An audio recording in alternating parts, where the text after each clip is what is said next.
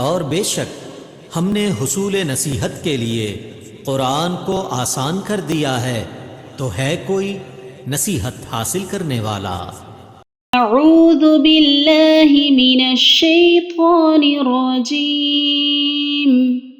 بسم الله الرحمن الرحيم.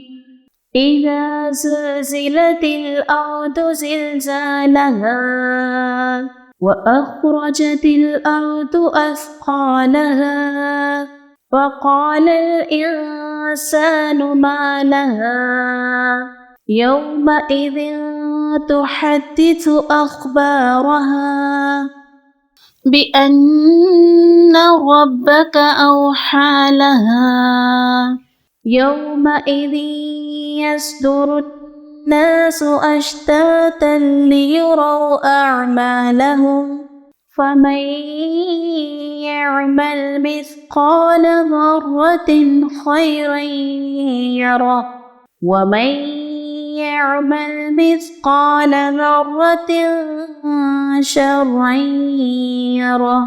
صدق الله العظيم.